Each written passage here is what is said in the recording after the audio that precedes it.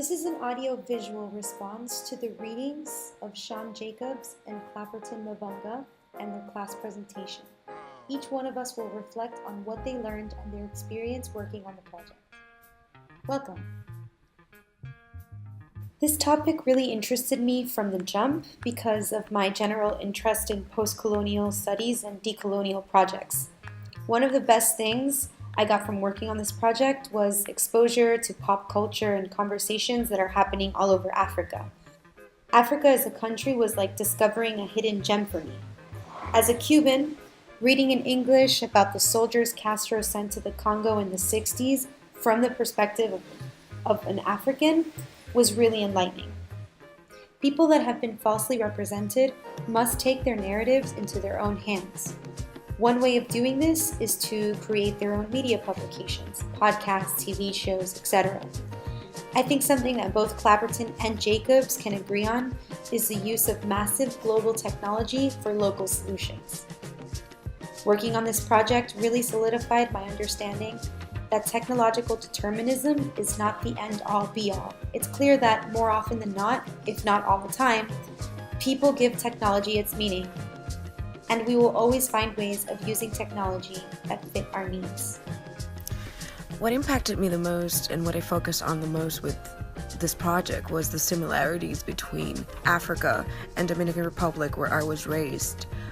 We both have very similar misrepresentation and media growth and its impact in society, and how society has kind of taken them in to create their own voice. It's very similar. And after the presentation, I had a conversation with Clapperton, and I must say that I agree with him, and I'm very much identified with his vision of not giving everything into politics and media and technology, but taking it back to the basics and just focusing on the people and taking it into our own hands to portray and define how we want to be portrayed, and basically take control of our identity and who we are and how we want to be seen.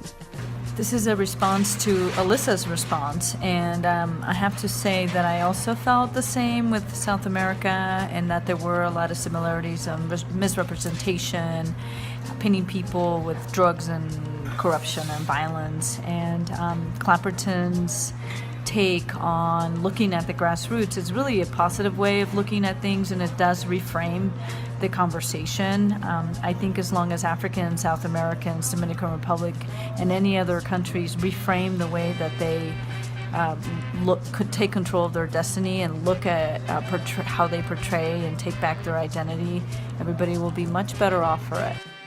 In 2003, I visited South Africa, Mozambique, Zambia, and Botswana with a friend that had been volunteering through Western aid organizations for 8 years. I had opinions about how to help them and questions about how the African people would make it on a global scale. My idea of making it was coming from my limited Western view. Fast forward 13 years, and my opinion about Africa evolved to one of sustainability and what resilience and innovation at a grassroots level looks like. With examples of iCal, Hello Tractor, Africa as a Country, and other platforms, Africans are helping themselves and making technology African, as Clapperton Mavunga says. In the 2015 article, Is Africa's Growth Sustainable?, ex-Mexican President Ernest Cedillo says African economies have come a long way. Much credit is due to domestic conditions and decisions of Africans themselves. Africans are turning inward, taking inventory of their needs, projecting them onto themselves, and participating in the mediascape. Their respect for the environment, hunting practices, and small-scale changes provide a sustainable model for the rest of the world to use for progress instead of the boom and bust one of the West. Pamela, I really liked and agreed with everything that you said and the examples that you gave about how Africa is becoming sustainable and how they're using technology, and technology is helping them achieve those goals of sustainability. I think it gives us a lot of hope for the future. It's really inspiring, not only for Africa as a continent, but for all the places that have been negatively affected by colonization. In response to my fellow classmates in the group, I think, and I think we're still lumping Africa in one clump. I think that even myself have done that, and I think what just a takeaway from that is that Africa is very diverse, and their methods of innovation are going to be diverse. So some might want to stand on their own and take it back to the people, and others might say we tried that before and we want outside influence. I think either approach needs to be looked at and respected. The one thing that was clear about the presentation in Africa is that African people must stand on their own to successfully be independent.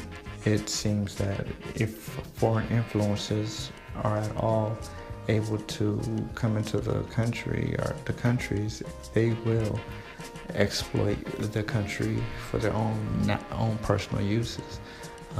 Google, Facebook, and these multinational corporations seem to wish to give a helping hand, but what we don't understand is that by them opening up charter schools and dictating how another country learns is kind of a source of oppression. What Clapperton showed was that Africa is innovating for themselves, because in order to stand tall, you must be able to stand on your own 2 feet. And I think that Africa is doing that, and that can be a great example for the rest of the world.